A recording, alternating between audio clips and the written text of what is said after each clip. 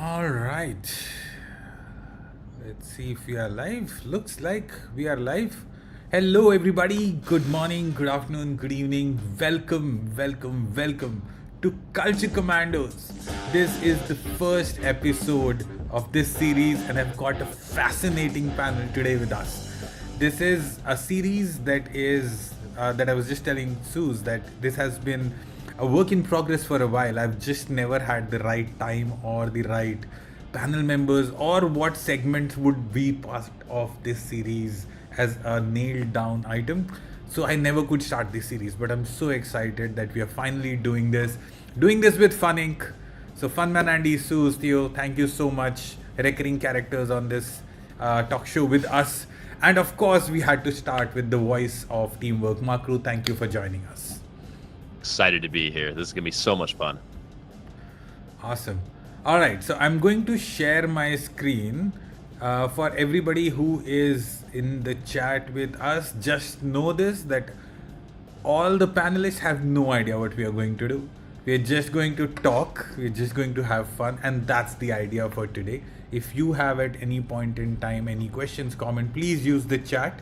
We'll use the chat as the guiding light on where this conversation is going, and we'll have fun. That's the most important part. We've got the fun in here, so of course we will have fun.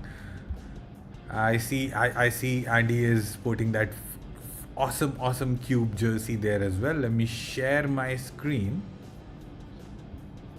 Let me know when you guys can see it.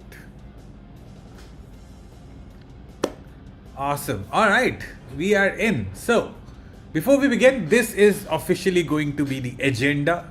We have a quick opening briefing. We'll have a quick introduction from all the participants. We'll talk about how we are going to build a playbook. We are going to look at this week or this month in history. These are specifically going to be segments which we will do. We'll talk more about what all of these are in detail. We'll do a little bit of meme recon, which is one of my favorite segments. Thank you, Theo, for contributing to that as well. We've got juice break in there as well. We've got a wrap up and a special guest episode that will be featured in the next month. That being said, let me officially start why we wanted to do this series, or why I specifically wanted to do this series, because I've been in this ecosystem for almost 10 years, as in some way, shape or form, in a class and community, right? And project management plus 4 add to that. But like, we've always used these buzzwords like disruptive thinking, agile culture, change agents. But like, felt that over the years we've kind of gone more into what a LinkedIn post will look like, or what a recorded video would look like, right? Rather than the change or the culture shift actually being a very messy, a very risky, sometimes lonely path to something bigger than where you are currently. And that's where I wanted to put this quote, because that's going to be our guiding light with this group, right? So without further ado, let me introduce you to the official panel that we have today. The Culture Commandos is going to be a recurring group which will meet every month, maybe sometimes before a month ends as well.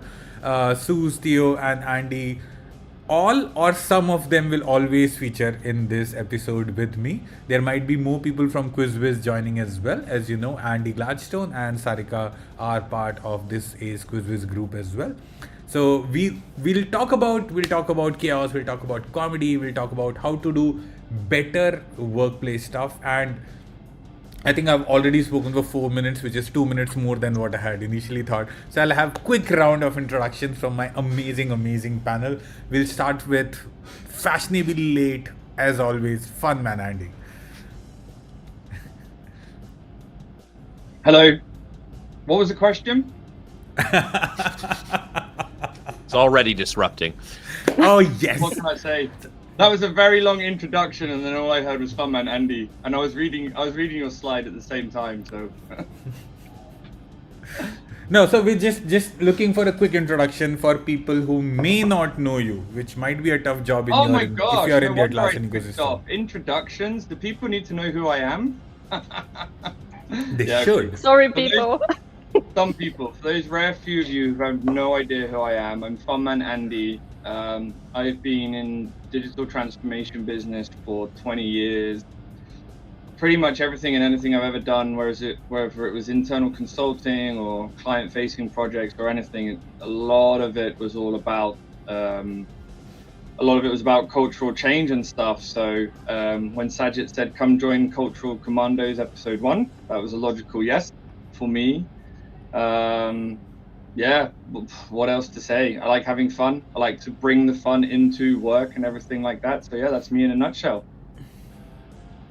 Nice. Thank you, Andy.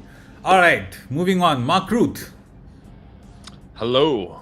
Thanks for having me on. This is so much fun to join this kind of group of disruptors too.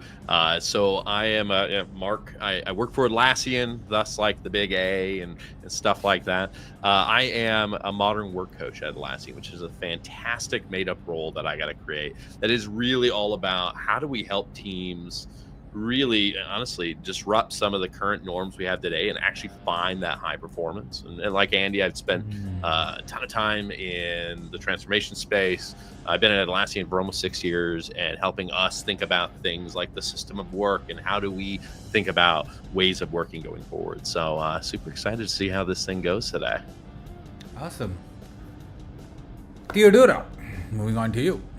Hey everyone, Theodora. I'm a Bulgarian unit. I've been around the X system for 9 years now, so I've seen a lot. I'm continuously acquired by different companies, which is kind of disruptive by itself. But one of the things that I love the most is making people do work differently. They really hate me about this for a while. So if I have enough patience just to wait for all these months or years, when everything comes to place and people are like, "Oh, remember this time years ago when I was mad at you? I think we're friends now." So Nice. I'm super pumped to be here. Awesome. All right, Suze. Thank you. Hey everyone, I'm Suze. I've been in the ecosystem for around 8 years at this point. I've been around a lot of digital transformations. I've spent a lot of time with many different companies and have seen how cultures and change can have a real impact to how successful something is. So I'm really happy to be here. Thank you. Awesome. Thank you so much, everybody, for sharing your quick introductions. We might not do this every month or every episode, but since it was episode 1, we officially wanted to do this. All right. With that being said, let's move on and let's quickly shuffle to what the first topic of conversation is going to be, right? Which is, what is the first rule in your disruption playbook? So if you had to write a playbook where you had to write rules of disruption, what would be your first rule of disruption? That being said, Andy, please, let's start with you. I'd like to go I last. just wanted to tell everybody Oh, else you're I might switch back between the slides so that we have more clearer conversation. But yeah, that's the idea. My request is to go last because my answer is very good. Very good. Well, I'll go first. Nice. And Go ahead, and then that Mark. way we'll cycle through back to Andy. So I will say the first rule in my rule book is don't follow the rule book. It's like the first rule of Fight Club, talk about fight. It's don't follow the rule book. The rule book is just a set of ideas. If you're following it, you're falling right back into the same pattern that you had gotten yourself into. Nice. That's a great first rule book. I love that. Do not talk My about answer is in the Mark Cruft playbook of don't use the playbook. So I can't wait. We've got very, very Venn diagram answers in that regard. I love that. Nice. Suze, what about you? Yeah, I mean, very similar to Mark. You have to be the change. You are in an existing system and you're trying to get into a new system. So you have to be willing to break out of that old system if you're going to affect any change at all. As we say at Atlassian, be the change you seek. Just felt like Gandhi's right here and be the change you seek. As an Indian, by the way, I can say it, so it's all right. Awesome, Suze. Awesome. Theo. So for me, because every change starts with a human that just wants to be more efficient, wants to create more, have enough time to be happy. In my book, it will be probably remember that these little green online or away things on Slack are real people with real problems, the same that you have. So it's not only 9 to 5 green and away. Yep. Before I go to Andy, that's a very interesting topic you bring. Do you think it's going to be that way, Theo? Do you think it's going to change with the age of Gemini and ChatGPT and all these AI tools, and they might become the instigators of change? That's a good question. I have a very positive opinion about the whole AI thing, but I don't think this will replace genuine conversation with the person that wants to be efficient. So it's just this connection with the real person that you know that first it's real, second it have problems, and probably these problems, that's what drives this person to be efficient and wants to cooperate with you in this whole disruption phase of the company. Because there are people who are perfectly okay to be the green light and the way light. I don't say that. There's people who stay in the same company, same place, 20 years, green away. That's perfect for them. But there are other type of people that we probably will talk about. Makes sense. And it's worth remembering this thing. Okay. Andy, what do you think? Mine is chapter 1 of the disruption playbook, and thereafter is a hyperlink to Mark's playbook, which is don't use the word disruption.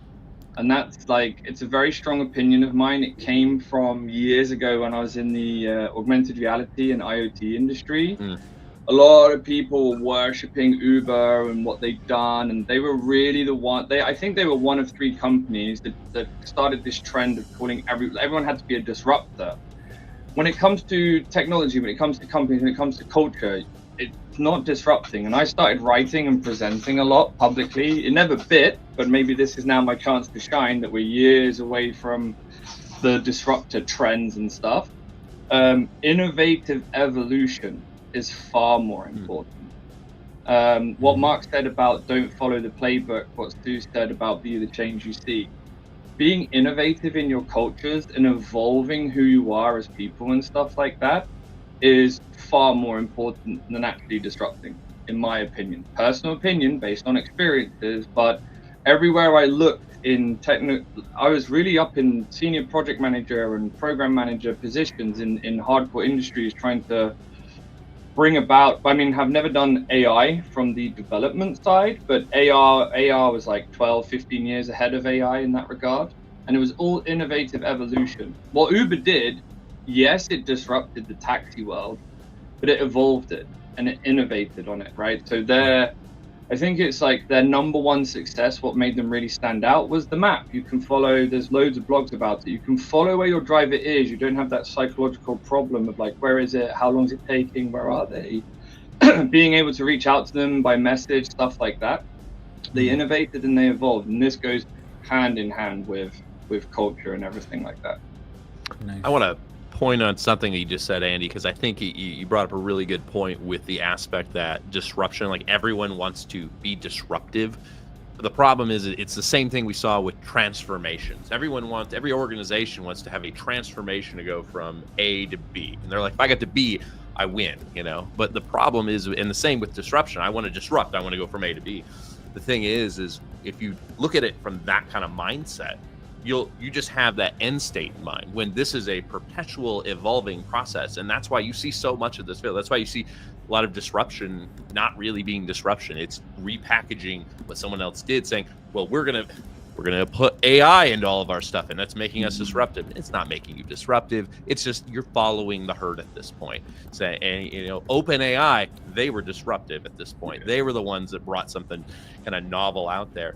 Your goal is now to build something on top of that and not just try to follow it. So I really like that you brought that up, that disruption it's falling into that same trap where we're Yeah. being like, we got to get from here to here.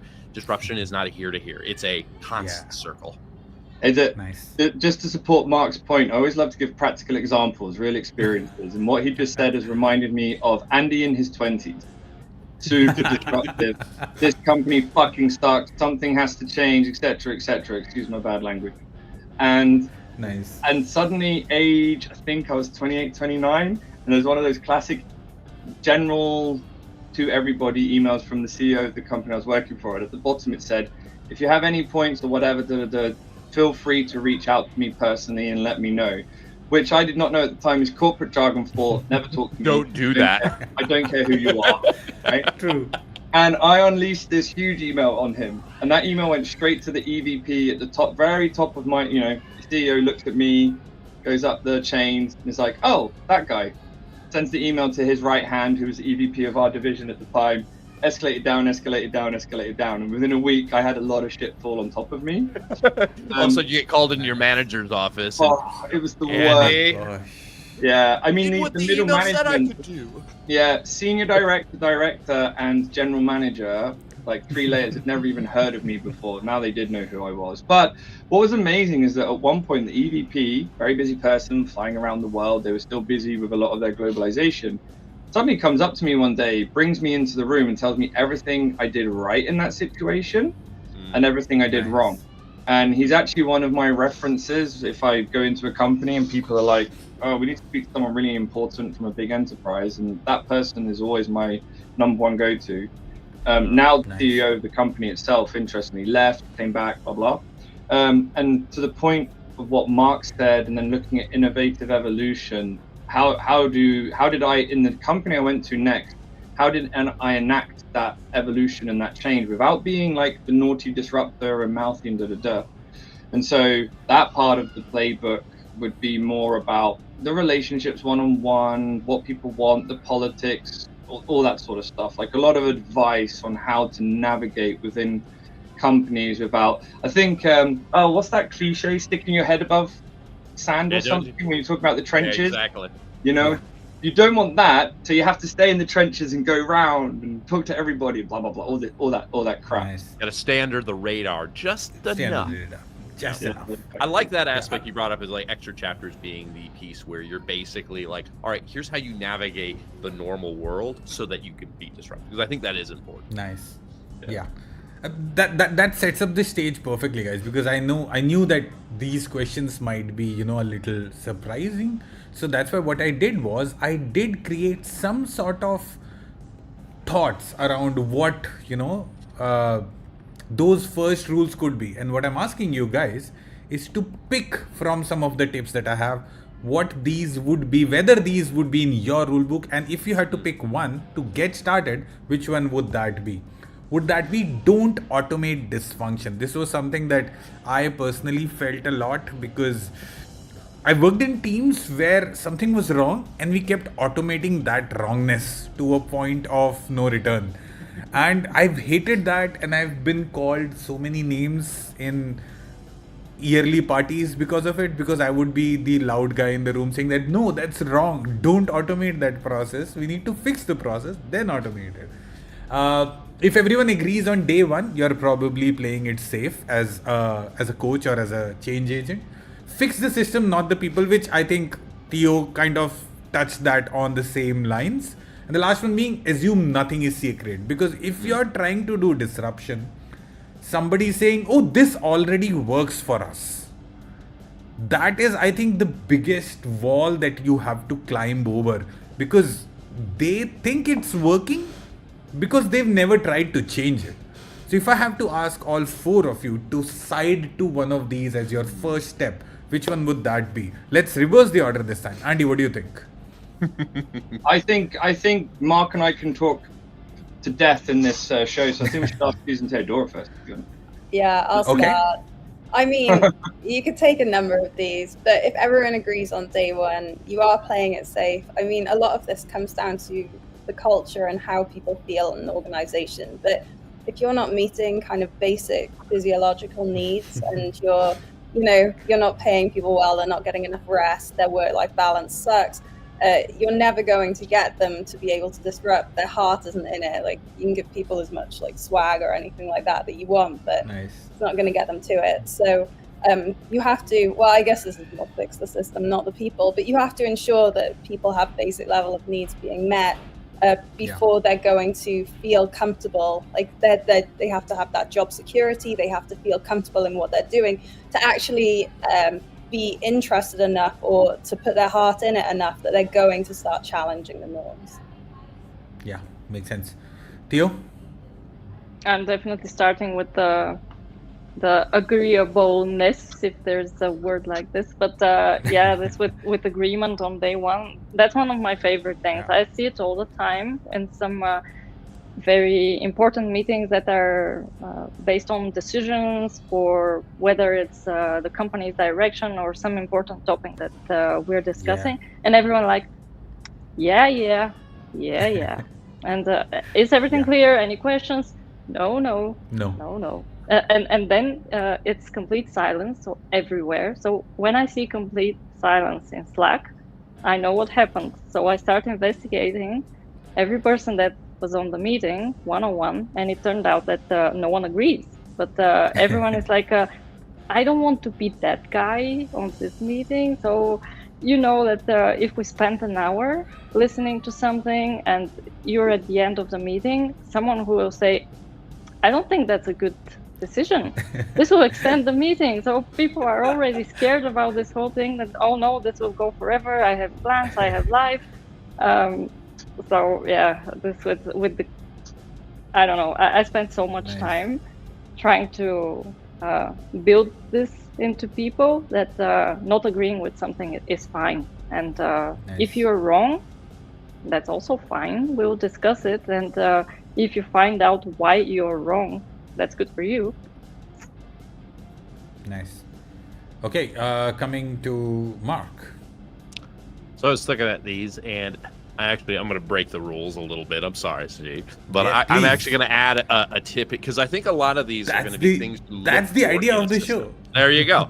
I think these are things that when you're looking and you're doing discovery within an organization, these are the things you're going to be looking for. And if you see these things, that's when you actually have to then try something. And I think a thing that I always look to try it, and it kind of goes back to what was talked about there with that, if everyone agrees, it's typically a sign that, again, there's too much, that's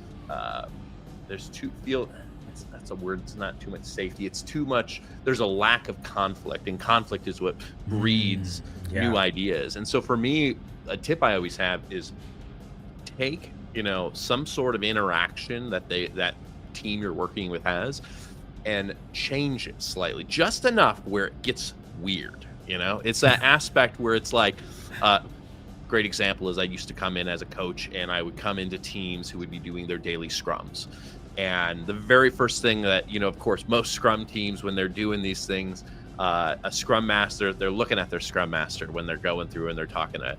And I literally just turn around and I just let them talk. And they're like, what are you doing? You don't need to talk to me. I just turn around and I'd say, all right, go. And then they start looking at me, and then they realize this is weird. I'm looking at the back of Mark, and then they start looking at each other. And it's like, it's those things to get them feeling, a little bit off kilter. And so for me, I think that's, if I were to really think of a tip here, maybe playing with that top right corner, is pick one thing that you can change slightly. Disruption isn't a big thing. It's a small, it's a bunch of little things, but get them to feel a little bit awkward, because that gets, that starts to remove some of that agreeableness that's in there. Sure. Awesome. It reminds me of one of my favorite quotes ever from any TV show, which was in Game of Thrones. Littlefinger says, chaos is a ladder. And that struck with me and has always stuck with me, that people are always afraid of chaos. I feel like you have to navigate through chaos, but if you can do that successfully, there is so much at the end of that road that you can pick up and build yourself from. All right. Andy, I know you have a lot to say on this, but I'll let you pick one or add something to it. I think Mark was very, how do you say, restrained to only add one to this. I would happily bet $100 he's got 200 to add. Right? However, I'm not gonna add to this per se, but I think I want to change one. I want to say fix the system for the people. Oh, Nice. I like that. Because Nice. we've got a really nice presentation that hopefully Funink gets to do on one of these official TED Talks, right? It's very much about cultural change and organizations. It's literally called The Future of Fun Work, with fun in bracket. And a large section of it, there's 3 sections, and one of them focuses very heavily on the 3 Ps, so people, products, and processes.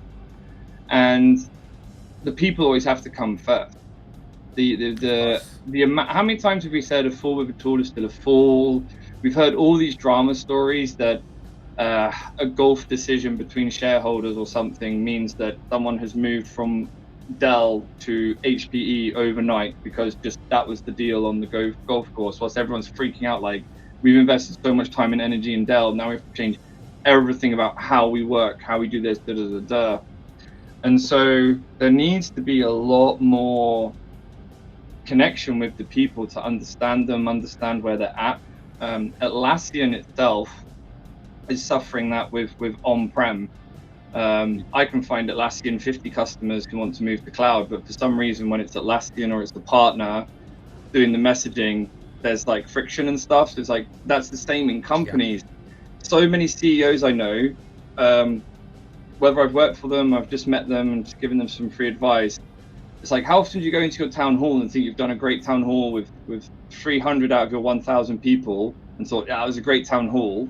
Have you ever gone to a random person who's in the call the next day and gone, how does that impact your work? Because 99 out of 100 times, that person goes, what was that town hall about? How does that impact me operationally every day? So fixing the systems for the people, put the people first, understand them, know what they want. And then, everything can start evolving around it without being too disruptive.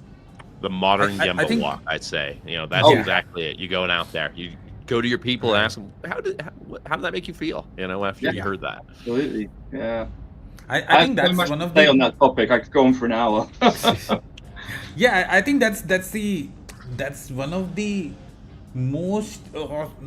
least done things by the leader. After sharing like a town hall, going back into the audience and asking what and how was it. Usually what, at least in my journey in career, what I've seen is the leader would come, say his stuff, go away, not seeing the leader again for 6 months. And maybe some middle management will say, oh, do you know the action item that you have on the basis of what our leader just said? So this is what your goal is to help achieve what he said. And that's it. And I would feel so disconnected in all of it because it's not connecting to what you're trying to say. You're just giving me a directive. You could have rather just sent me a YouTube video. Why did you even ask me to come to office to watch this thing, right? But yeah, I 100% agree. 100% agree with that, Andy. All right, let's move on. Let's move on to something more interesting. Now, what we are going to do is talk about this month in history. What would be a quiz whiz event without a little bit of trivia in it? So, of course, this has some trivia.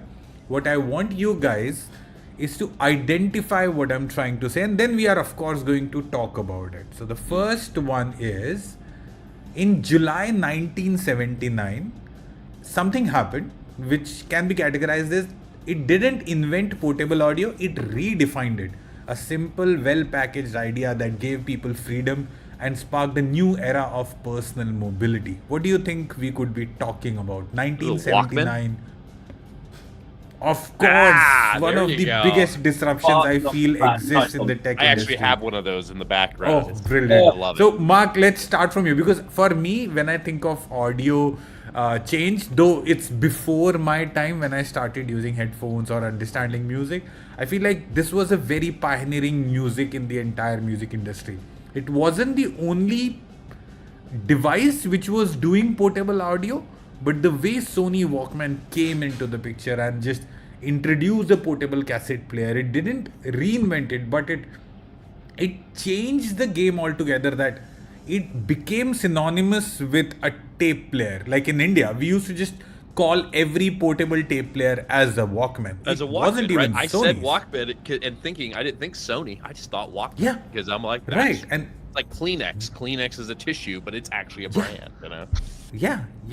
That's an example of what I think a brilliant marketing strategy set up with how they disrupted an already existing audio market did. And like Mark, you just mentioned, you actually have any story, any it's thoughts interesting around is it? I think it was about accessibility to the technology, and I think we're seeing, like, even today, what you're going to see is you're going to see something very similar happen at some level with some of the AI work, where again, lots of stuff is out there. Back in the day, you had a number of different options, but there was one player that came out and they ended up making it more accessible. I believe it was like cheaper, like when they gave, and they just made it, they increased their supply chain so that way they can make it available to people, and they made sure the content was there.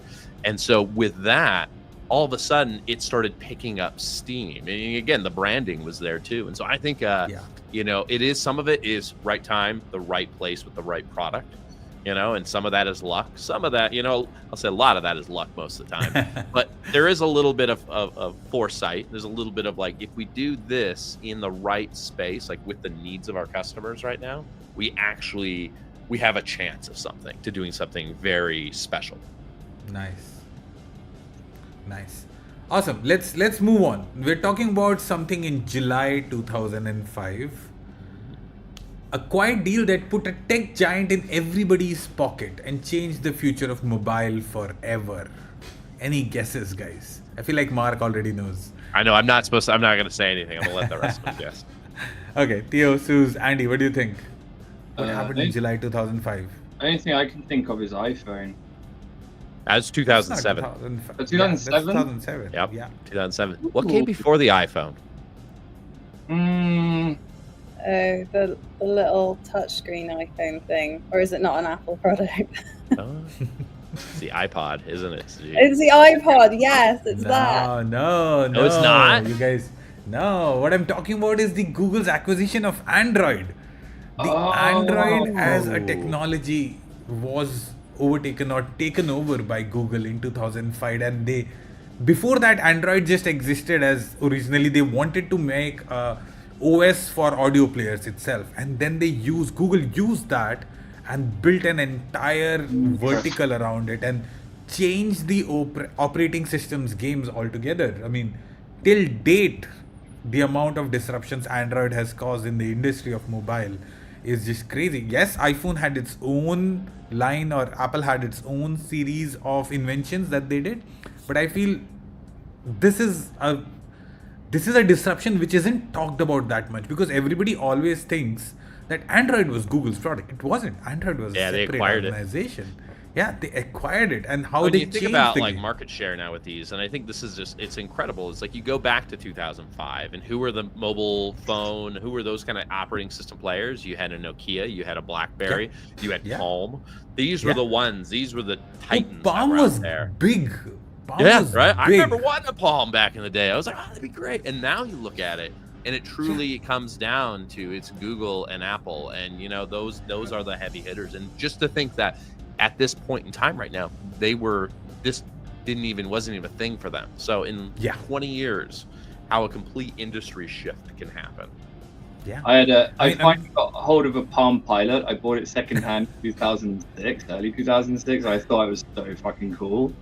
Get the little stylus, you know? Yeah, but I used it for 6 months because phones were rapidly evolving. I mean, the evolution of the phones in the 2000s was massive, and before you know it, I never touched my Palm Pilot again. Rodney, I want to call you out.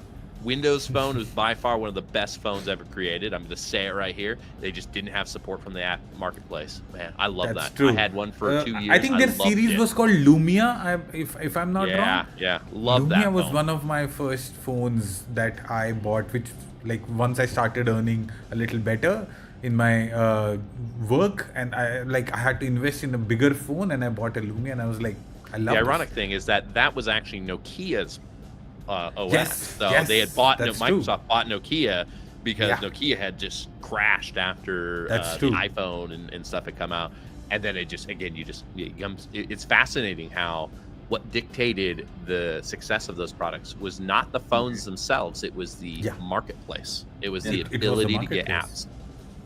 True. I think 100%. that's something for me where Apple made a huge mistake, is that their iOS store is incredibly strict, probably for good reason in terms of the quality. But I remember working with software teams, I think it was 2018, and they're trying to get the app onto Apple, and customers are phoning going like, where's the Apple version? Where's the Apple version? To the point that the moment bugs started coming in for Android, we're all shocked that bugs are coming in, and people are like, oh, we're actually been using this for a month, and I found 3 bugs, and we're going, and Android, what happened to Android? But it launched so quickly on Google Play. That was it. It was done. It was launched, and everyone's happy. Whereas Apple was like back and forth. I remember back and forth. Yeah. I worked for a small marketing agency, and I was leading a bunch of apps that we were putting in, and it was that. I remember Android, boom, it's in there in 30 minutes. Apple, it took us about 10 days. Yeah. And that has been the history since that day as well. I feel like there's a very interesting, I think I'll find it and I'll bring it in the next episode of Kalsi Commandos, where Sajid there was a freeze? video where it Or is says, it me? sorry, Andy, can you guys hear me? Yep. Yep. Yeah. Yeah. I think we lost might Sajid be- or not. We lost No, you. Oh, can you hear us, Andy? Yeah. I think you might be on a Windows system, Andy. It's really Might weird. take a while. I've lost. Are you using Definitely an not a Edge Windows browser? That was surprising. Yeah. I've got. Are you using an Edge weirdly browser? enough, you and I seem to be. I mean, at least I'm hearing you loud and clear. Sajid's frozen, Theodora's frozen, and then Susie's fan in the background is rotating really slowly, as if like something is still struggling through. So I don't know why only you and Oh, I. you're left definitely over, but, using Edge. Yeah, Of Microsoft crazy. Windows Using Edge. Explorer. No, IE6. Oh yeah, IE6. Oh my gosh. I'm liking what's coming in on the chat as well, though. Loads of people are talking about their old phones that they miss. Liz was talking about her Nokia with the detachable plate. Oh my goodness. I remember, I don't know which one she means specifically, but I remember having, I think, a Nokia 6810. It always came with beautiful covers that you could swap quite easily. So, yeah. I think 3310, that entire series 3310, then there was a 2300 which they made specifically for India because it had a torchlight in it. And they marketed it heavily. They said this is made for India, rugged. And in the ad that came, like it was a phone that was being used by a truck driver. So it fell off from his truck. His kid threw it. They marketed this is heavy, rugged. Use it the way you will use it. This Won't thing break. won't break. And people went crazy. Everybody bought that phone. But it was awesome. Let me move on and let's bring Theo and Suze into the picture. We're talking about something more recent, Theo and Suze. Let's see if you can figure this out. In 2024, a flawed update made the world go dark. The world learned that digital dominoes, what it could look like. A bad update or something in 24 broke the world down. Could you guess what it was? You just watch. It's like, no, thank you. I don't think I know I'm if gonna you get guys the know. name right. Yeah, please, Mark. I don't think I'm gonna get the name right. Cloudflare. Yeah, you're Yeah. right, Mark. It's our big old You are right. outage. The CrowdStrike. That's what it was. It was like, I think it was CrowdStrike. something like Cloud or Crowd. Yeah, I remember this, but the name, never. That, and I imagine it was those just a screens right crazy there thing, probably right? came Like- from a Delta terminal. Yeah, Delta was hit pretty badly, Delta was right? hit massively. Like, well, and that's the thing. The way they updated their systems, it was like a single point of failure, and so it pushed it all out, and then every system. Yeah, Everybody, and oh, like I know this. I remember seeing about this, and I have a friend who has his own travel agency, and like he texted me on a group chat saying that, dude, I've lost so much money on one single day. And I was like, what happened? Before that, I have no idea. And then I talk to him, and then he tells me this has happened, and then I look it up, and then I realize that the amount of chaos that has happened in 24 hours because of one flawed update by a company. And it tells you that sometimes disruption can go the other way as well. right? When you're trying to make a change, but things go downhill, how do you come back from it? So how do you have, like, what do you do to prepare for something like that? Let me open for like any examples that you might have where you tried to make a normal change or a big change and something broke badly that the world stopped in your organization. How do you work with something like that?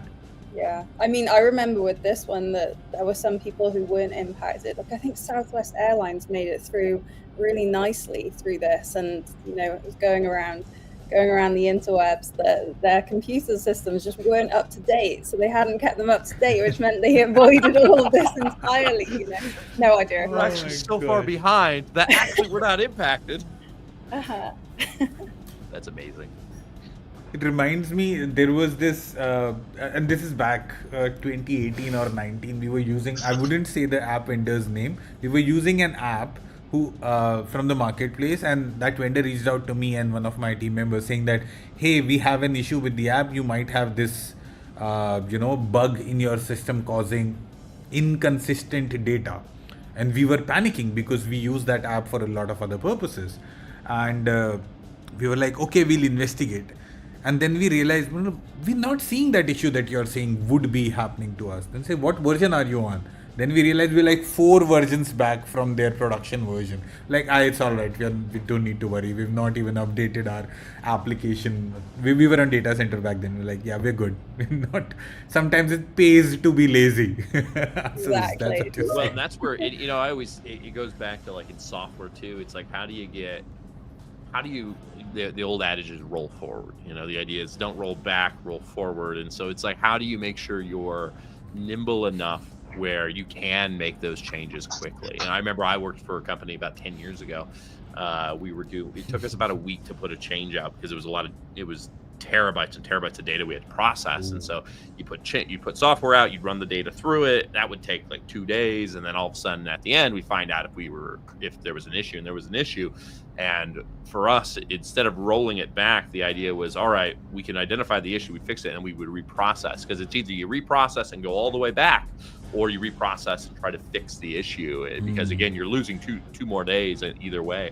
And for us, it became very big to say, you have to roll forward. Because if we do that and go backwards, yeah, we know that was stable. But the problem is now we're even further behind in the process. And so I think that's big. That's a big thing. A lot of times when these things happen, you get this freeze. You kind of get locked into fear. You're like, just undo the whole thing. I don't want to do it. But the problem is that's just going to put you back to where you were, and you won't actually have moved. You have lost so much ground. And I think that's one of the opportunities a lot of companies have, is say, all right, accept the reality we have, and then just think about how do we now move forward with that. Makes sense. I think honesty is a big part of this. Just as even a single honest line, even if it's the worst mistake in the world, that's better than just saying to people, just wait 24 hours in the dark and everything will be okay. Yeah, exactly. We're not going to say anything about it. Which reminds me, we had that was such a joke.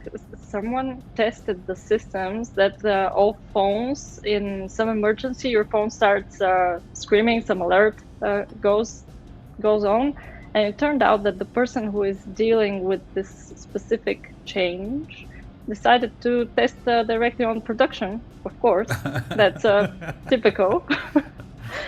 So we had millions of people with iPhones experiencing this, me included. At some random time of the day, your phone starts screaming with this alert that is so loud. And you're like, oh, what's going on? Bombs, hide under the tables. What's going on? Everything seems fine. And you receive then some message that was so funny. Just a random dude pushed it was just test the wrong button. Right? That's what it was. It was test. just like, hey, this is just a test message. And it was even I'm doing a test. Someone, it's like sending a message to a friend. Hey boy, I'm doing a test here. to a couple of million users. Now that's probably a meme over the internet, but they've been quite honest about this mistake. So it turned out from people freaking out to people dying laughing. I don't say that everything is a laughable mistake, but again, sharing just a tiny little True. truth out there will help people to not be so mad at you. That's a Life's too short to lose your shit over that kind of stuff, honestly, Yeah. right? Nice. All right. In the interest of time, again, let's move on. Quickly, I'm going to give a shout out for what we are going to talk about in this specific segment. So, this will not be a segment in this episode, but what I want you guys to do is scan the QR code. If you're watching this episode after the recording as well on YouTube, on LinkedIn, scan the QR code, spill the anonymous tea, share your wildest work moments, no names, no judgments. Starting next episode, we are going to pick it up, read it on the air, and talk more about that example. We've made a Google form. It will not record your email or your names. Please just share your stories, and in the coming episodes, this team will look through those. That brings me to my favorite segment of this episode, the meme recon. I've been wanting to do this for a long time. We're finally doing this, guys. What we're going to do, we're going to share some memes, and we're going to talk about how real they are. How real they are, and what could they mean, and have you experienced this or any and all of that matter. Alright, let's look at the first meme itself, which is, of course, provided to us by Theo. This is an amazing meme. It says corporate meeting starter pack, where I've been in multiple meetings where this has happened, by the way. People have started saying very fancy words rather than just talking about what the problem was. People on video, just yawning. People on video, playing a YouTube on their second screen, which started feeding the audio into the first screen, and so many of these examples which has happened with me. What is your experience, guys? Like, have you been in a meeting that is as terrible as one of these? I mean, several. I mean, in countless meetings that are worse than this, infinitesimally worse than this. I mean, some of the memes I could just have like a big disclosed logo over it, or like not safe for kids, or the CD with the rap warning, like explicit lyrics or something, explicit memeing. See, I see. I think there's a maybe another side of the meme where it's just like the disruptor memes, and all I can see is that, the one with the little girl who's looking at you while her house is burning down. I think you put the little title above that as Fun Man Andy, and then it's like your meeting. Yeah. He's just right. Absolutely. Let's burn it down. Yeah. We the most fun I've ever had with really boring corporate meetings was a company I worked for about 13 years ago. So people might be running to LinkedIn now to check which company it was. We had a corporate bullshit bingo ongoing. So every time there was more of one of these town hall type things, or we all had to select our words and phrases in advance, and we would just sit there. We wouldn't learn anything about the company or feel inspired or whatever, but it was just a group of us just like ticking off boil the ocean, circle back. No one was allowed to take it offline. It was just too easy. That's a free square. Yeah, exactly. Yeah, that was just like a bonus square. It was already ticked. Like, take it offline. 15 years ago, it was like the corporate meeting jargon. Blah blah. Ugh. Now, I have to ask Andy, did anyone just jump up in the middle of their conversation at one point and say, bingo, and then they'd be like, oh, shit. Well, that would be fun, right? That would be amazing. One of the senior managers did find out and was really angry about it. But talking about disruptors and Andy in his 20s or whatever, we were told not to do it anymore. And two of us out of this group of 10 rebels or whatever, I was one of the two, and we said, make your meetings more exciting and we'll stop the bingo. I know, right? That was an This isn't on us, this is on you guys. Yeah, exactly. We were like, I mean, sure, you can stop us from playing bingo, but we'll find another way to have fun during your boring meetings. So. Oh, we had a locked Slack channel that was super fun during the entire meeting, and at the end, no one knew what this meeting is all about. It's just memes and emojis in the Slack that better It's the never be town hall. seen. It's the town hall dilemma all over again, right? You're like, somebody is just talking and just it's not connecting with the audience. They're not speaking in the same language. They're they're using corporate jargon and, like, chat GPT provided uh, texts, which is just, it's just not real. I mean, I don't connect with meetings Derek. where somebody does not share. Like, if somebody keeps talking about how great they've been rather than telling me how much trouble they got in before they achieved some success in their life, I lose my interest. And usually they're fully closed, so there is no chat, there is no poll, there is no Q&A, just to prevent someone asking a very sensitive question that is not for the audience, which makes people even more bored and not very interested, because they're like, my gosh. oh, I really want to ask this question, but they will delete it anyway, because it's You disrupting the environment. You remind me of a meeting where I actually asked a question. Like, there was, do you have Q&A? And I typed a QA, which was I wouldn't say it was a little unconventional or, like, controversial. It was borderline something that you would say in a one-on-one meeting. I asked that, hey, where is this project going, which I know it's ending, and there are a bunch of people whose future is a little uncertain about, and I was called to the HR room that you can't ask this question publicly. And I was like, but you said ask anything that you have. Yeah, you said you asked publicly, ask anything that you have. Then, like, don't say anything. Say, ask anything that we will not be uncomfortable talking about in a public group chat. One of the best public meltdown moments I've ever seen, because I can imagine your question, Sajid, was kind of on the lighter scale of things when it comes to what you shouldn't ask. Whereas I worked for a company many years ago, one of the first companies I ever worked for, and it was really weird. There was this town hall called for our entire office, and there was just an American there who none of us had ever seen before, VP level, blah, blah, blah, and was doing a live presentation for us all of basically, like, performance and this and that of the company, like trying to polish a turd. It was a very bad, scenario, and it was clear that, financially the company wasn't doing great anymore.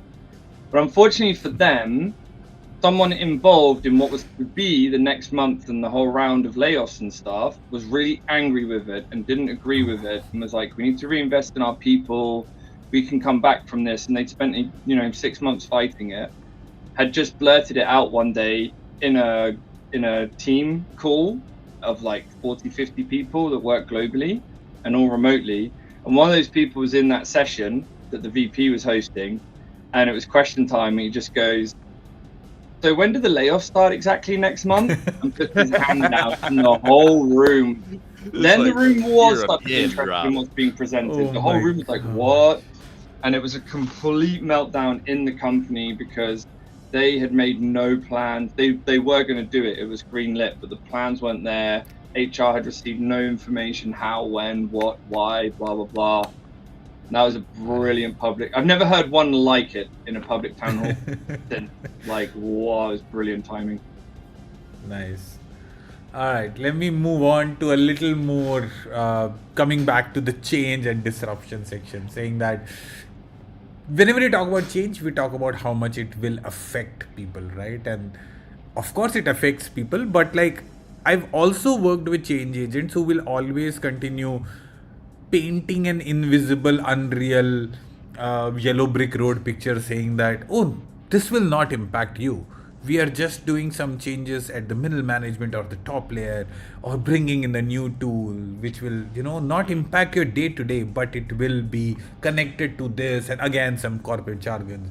And I've always felt, until somebody, like, again, I'm coming from a person who's worked with so many companies and so many teams, where I've had the pleasure of working with outside consultants as well, and then I've been an outside consultant as well. So I've always tried to balance the fact of how much I have to be real, that, hey, starting next week, your job will change at least 50%. But here's how we can work through that. Than saying that, hey, it will not impact you, and on D-Day just start inching them closer to a resignation, one email at a time. Right? So what is your take on it? How do how do you change, like, or how do you inform somebody who's about to, know that their role is going to change when something changes? Oh, the biggest thing you got to do is involve them in it, in my opinion. That's part of the biggest issues that you come across with this kind of meme. Is this meme comes around because they get change applied to them. They're not involved in the change. It's like whether you're rolling out a tool or an organizational change, bring your people into it. Get them involved in the process. And if they're involved, even if it changes their world, at least they feel they had some sort of agency over their change. Yeah, exactly. I mean, I think with so much of this, like, open communication is at the heart of it, and it's just so important. If you're not talking and hearing people who have different opinions to you and are living, in a different role to you and have different perspectives to you, how are you ever going to, move forward in a way that works best for the company if you're not taking into account anybody else's opinions? I think there's one company, I think it's BA actually, and they do like this reverse mentorship program. So their leaders actually get matched up with other people in the organization who are not at the leadership level, and they mentor each other. And I think that works really nicely to ensure that the leadership level, is kept in touch with what's going on in the rest of the business. And they're hearing it they're getting direct feedback, from other areas of the business that they wouldn't necessarily hear. Makes sense. Yeah, this ties nicely with my introduction, to be fair. It's just every time something is about to change, I'm just telling them, look guys, we'll have tough days coming ahead. Things will change. Change, for some reason, this concept of change always feels uncomfortable for people. They love their little routines, especially the work routines. You like logging in, you know everything, you know the buttons. Shout out to Atlassian who push changes on my Confluence every day, and I hate them. I hate most of them. You changed my buttons so many times, but anyway, I adapt to it every day. It's a love-hate relationship, Theo. It's all right. It's like, oh, finally this button is here, and tomorrow it's like, nope. Oh, it's not here. Now it's over anymore. here, and it's this color, Anyway. and it has this logo. And it blinks. Somewhere in Slack channel, Daryl Lee is laughing so hard right now. True. I think this pays off. Being honest, things will change. It will be hard. People will hate each other during the process, but at the end, we're fighting for the same goal, right? Because I heard that, I love the quote that change is hard in the beginning, messy in the middle, and beautiful at the end. And so the thing is nice. You notice hard and messy are not good things. It's going to hurt. It's going to feel weird. But if you can get to the other end of that rainbow, it's great. That's why I'm with my very, very special Happy Grumpy t-shirt for the first time, nice. which has a great story for me personally. It's from my company that I spent so many years at, a company that got acquired by our friends in Appfire.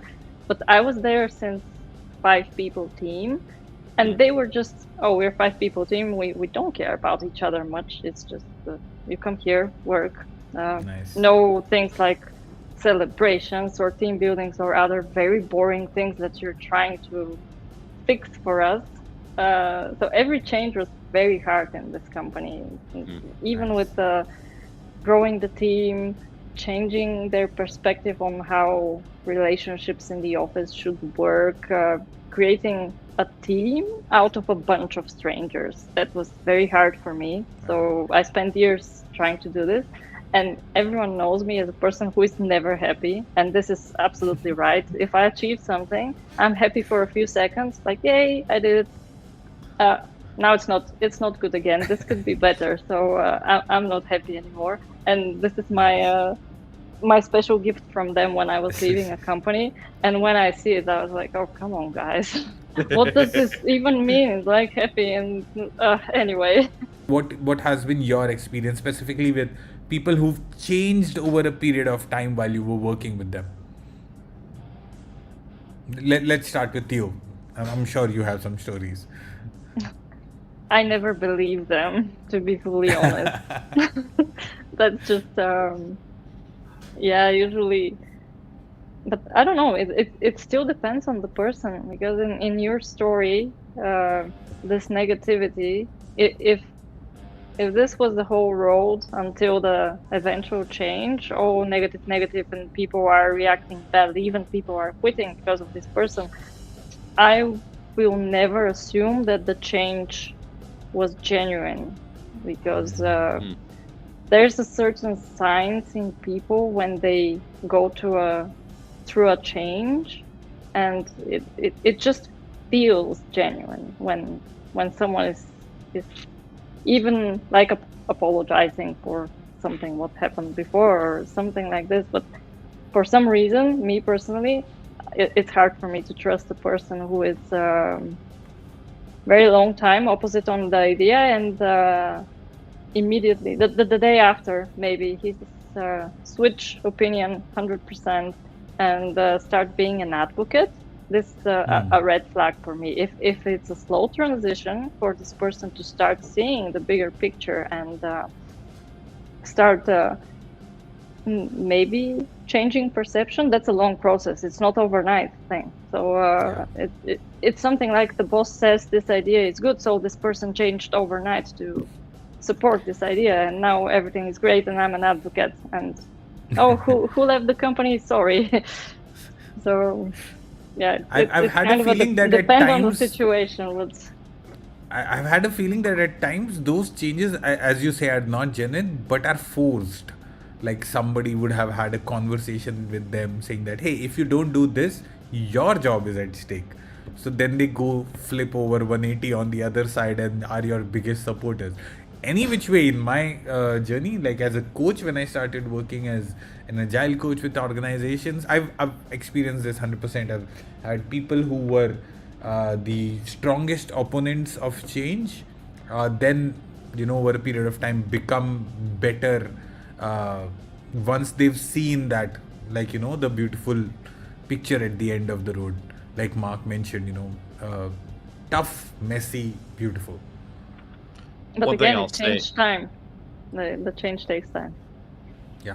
One thing I always like to think about as a change agent. So this would be for people watching this. If you want to be a change agent and you hear the story, is a lot of times getting your biggest distractor or just person who's against you to become your biggest advocate. It's a bit of a honeypot in that what it is. It's like, man, if I can get that person to change, I can get everybody to change. But it feels like that's the right way to go. That is this is Mark's opinion. That is the wrong way to go. Honestly, most of the time when you get those folks who are completely against your change, and I always like to, Jason Little from he wrote the book Lean Change Management. He does a lot of stuff with change. He would classify people into, you have your movables or your movers, who are your change agents. You have and that's about 20% of your people. You got about 60% or so that are your movables. These are the people on the fence. They don't care. And then you got 20% who are your detractors, the immovables. He says we focus so much on that because we're like, oh, if we can get them to move, we can get anybody to move. Yeah. The problem is that, to that point made earlier, sometimes those people are just going to get, those people who are the immovables will eventually just get forced to move. Yeah. But if you really want change to happen and go well, focus on your movers and your movables. Get your movers to get those 60%, because now all of a sudden you've got overwhelming odds in your side to make the change happen, because those people can either change the way they work or change the place they work, and that are immovable at the end of the day. And so it might sound harsh at sometimes, but I'm a big advocate of, like, I'm going to give you about this much energy if you're against the change. If I find that there's that much distraction, that a few detractors around that. If it's a big amount, all right, I have to readdress what this change is. But if it's a smaller subset, it's just people stuck in their ways, I'm like, I'm sorry, I can't wait for you. And I think that's, like I said, honeypot, and that's from my experience. Yeah, I mean, I think that's reasonable, but there's a difference between somebody being against the change because there's something else that has contributed. For example, the current process doesn't work, and they are worried about getting even deeper into that. And then there's people who, maybe are just being disruptive. A conversation is always going to help to really understand what's going on. And yeah, I completely agree with the comments. Like, the most resistant voice can become the biggest ally. but all it might take is a conversation to Yeah. understand where they're coming from and what's going on. It doesn't have to be a negative that somebody's against the change. Yeah. Nice. Awesome. I know we are 8 minutes up on time, so we are going to pause. Thank you everybody for sharing such amazing raw actual emotions and stories with us. Fanik, thank you so much for joining. Mark, thank you so much for sharing your insights. Very fun first episode. Looking forward to the next one where we will be joining us would be the big Chris Cook. Of course, he will be the That driver will be a at the disruptive episode. episode right there. Yeah, like half of the old OSS crew on one podcast, which I don't know. If you have the question, what's in your disruption playbook? I will already ruin the episode and disrupt it well ahead by saying that Chris Cook's answer would be the only good playbook is no playbook or something. No similar. playbook. Yeah, no, yeah, That's, 100%. We're not going to talk about disruption. We'll go in a different direction around reorgs or something like that. But yeah, thank you so much, everybody. Any closing comments, questions before we wind up? Start small. Great. Yeah. That's what I'll say. Start small. Don't feel like you have to make big changes. Start with small changes. They add up. Nice. Yeah, it's an important conversation. Thank you so much, Sajid, for putting this together. Yeah. My closing Thank you, statement everybody. is stakeholder engagement, emotional intelligence. Can you write that in the chat so we can have just paste it on the screen for everybody, Andy? Oh, I closed my chat window. Sorry. Nice. Awesome. Yeah. Thank you, everybody, and have Thanks, an Sajid. amazing Thank you, weekend. everyone. Thanks, everyone. Thank you. Thursday. Bye. Thanks, guys.